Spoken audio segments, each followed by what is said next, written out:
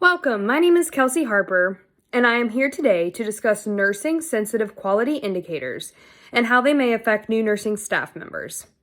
The National Database of Nursing Quality Indicators, also known as NDI or NDNQI. This determines the sensitive quality indicators in nursing. The purpose of this is to educate new nurses and nursing staff about NSQIs and why they are so important. In addition to the research and information I will be presenting of this, I will also be discussing and telling you about an interview that I conducted with the Director of Operations in the facility that I personally work for. She was able to provide information regarding patient flow and volumes.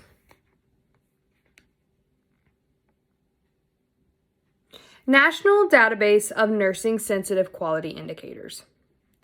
The National Database of Nursing Quality Indicators, also known as NDNQI, is a database that holds measures relating to nursing performance, overall patient outcomes, and outcomes for the patient. This was found in an article by Medeiros and other authors in 2023. This database gives nurse management and leaders the insight to know what care is best for patients overall based on performance. This will improve quality care in nursing. Within this database, there are 18 different quality indicators that are sensitive to nursing.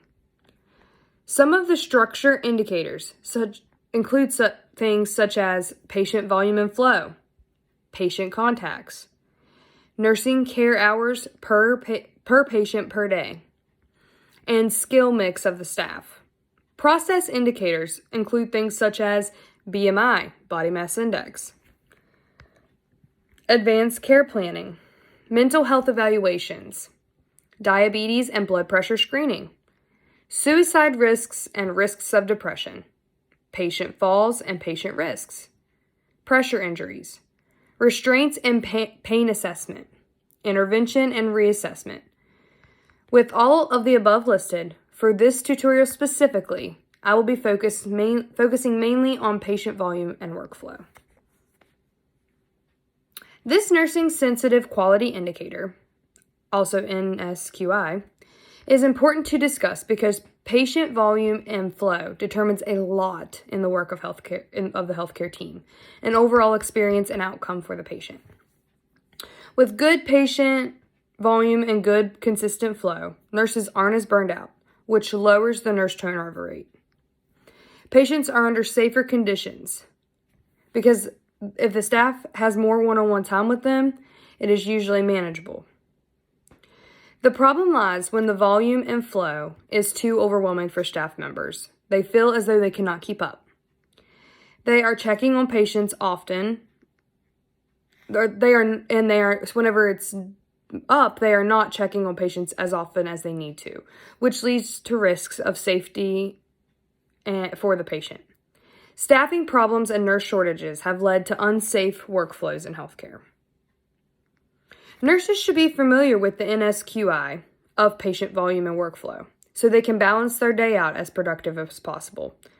When information and education is provided to these nurses, it is hoped that they will be mindful of their routines and possibly make changes that can better take care of their patients and make sure everything is getting done. New nurses should be aware of this indicator so they can understand that prioritization and delegation are very important roles that go into workflows of high volumes, and it is a very important part of nursing altogether. Collection and distribution of quality indicator data. I interviewed Carrie, the Director of Operations at my facility. After speaking with her during the interview, she expressed how the team collects data for quality indicators such as patient volume and workflow. She explained that at her facility, they use databases of how many patients are coming in per hour, and this is based off of an emergency department, and how many nurses are on staff for that hour and ensure the nursing staff ratio is being met. She expressed that using this method helped her facility to realize that they had more volume than they had thought over the past year. They ended up hiring 2 new nurses working 9 a.m. to 9 p.m. because of the high volume and workflow, or the staff has been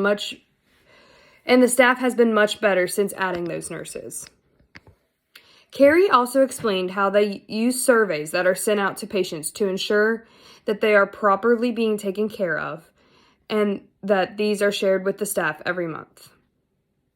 Overall, technology and use of surveys and databases are used to account for volume and workflow. The surveys used are passed through Press Ganey, which are very reliable according to Carrie. The ED volume workflow that she explained is going through a database called the HCUP NEDS. HCUP NEDS is the leading and largest ED database in the United States. That was got from Healthy People 2030 in 2022. Nursing facilities must report high volumes to the database, as it is important to compare the number of patients with the amount of staffing needs.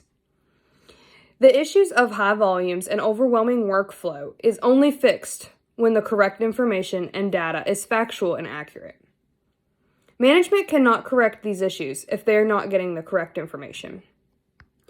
It is very important to make sure these patients are getting proper care from their healthcare teams.